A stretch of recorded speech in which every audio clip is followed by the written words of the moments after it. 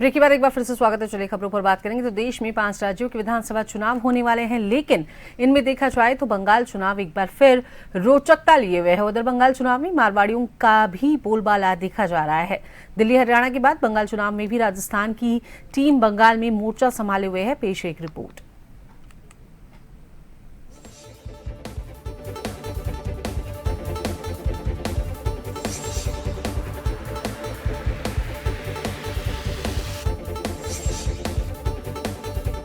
बंगाल विधानसभा चुनाव का सियासी पारा अब देश में चढ़ने लगा है। यूं तो देखा जाए तो चुनाव आयोग ने 5 राज्यों के विधानसभा चुनावों की तिथि घोषित की है, लेकिन इनमें से बंगाल चुनाव को देखा जाए तो मुकाबला रोचक भी है और बयानबाजी तेज भी। 15 साल पहले माँ माटी मानुष के नारे के साथ सत्ता में आई ममता बनर्जी ने पिछले चुनाव में खेला होबे का नारा ही नहीं दिया, बल्कि भाजपा को करारी शिकस्त देते हुए ये कर भी दिखाया। लेकिन इस बार भाजपा ने पलटानो दरकार चाई भाजपा का नारा देकर टीएमसी पर सीधा हमला बोल दिया है। इस रणनीति में भाजपा ने अपने प्रवासियों के माध्यम से चुनावी फतह करने को हथियार बनाया है, जिसमें राजस्थान से भी बड़े नेता इन दिनों बंगाल में पार्टी के लिए वोट जोड़ने में लगे हुए हैं।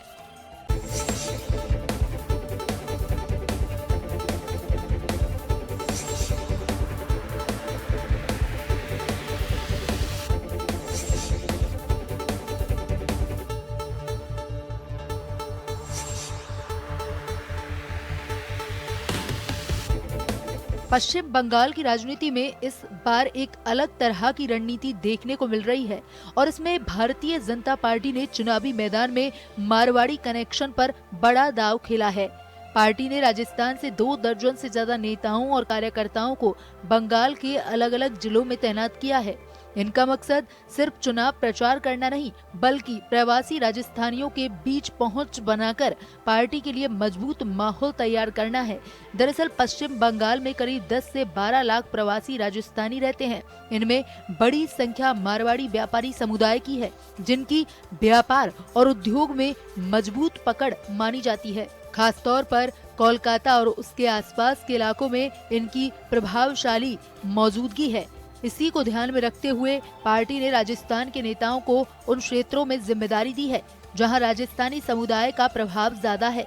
श्रवण सिंह बगड़ी का कहना है कि देश के हर राज्य में प्रवासी राजस्थानियों की मजबूत मौजूदगी है और चुनाव के दौरान उन्हें पार्टी की नीतियों से जोड़ना एक सतत प्रक्रिया का हिस्सा है। पश्चिम बंगाल के अंदर भी चुनाव है। राजस्थान के खूब प्रवासी बंधु वहां पे रहते हैं, उनसे सतत संपर्क रहे, इसलिए हमारे पार्टी के कुछ पदाधिकारियों की कार्यकर्ताओं की ड्यूटी लगती है। इसके तहत हमारे अनेक कार्यकर्ताओं की वहां ड्यूटी लगी हुई है। वहां पे हमारे किसान मोर्चा के प्रदेश अध्यक्ष कैलाश जी मेघवाल वहां है, हमारे विधायक जितेंद्र जी गोठवाल वहां है, अशोक जी सैनी वहां। इस तरीके से काफी संख्या में लोगों की वहां ड्यूटी लगी हुई है। और भी आवश्यकता होगी और केंद्र और वहां के लोग जिस प्रकार से चाहेंगे तो निश्चित रूप से माननीय प्रदेश अध्यक्ष जी मदन जी राठौड़ साहब और भी कार्यकर्ताओं के भेजने की व्यवस्था कर रहे हैं।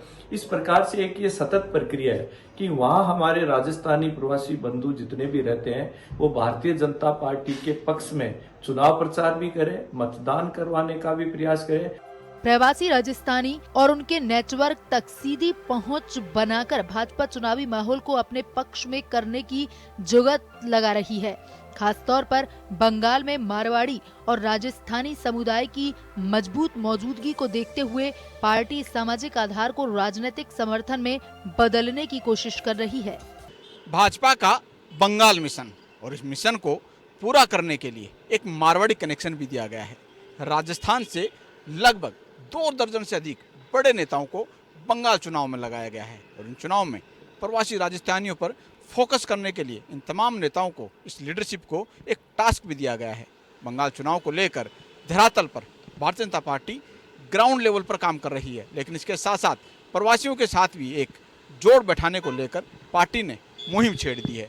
हरियाणा, दिल्ली फतह के बाद में बंगाल में भी अब मारवाड़ियों की ताकत किस तरह से दिखती है, ये बंगाल चुनाव के परिणाम ही बताएंगे। सहयोगी गिरिधर चौधरी के साथ अनिल सेन, जन टीवी जयपुर।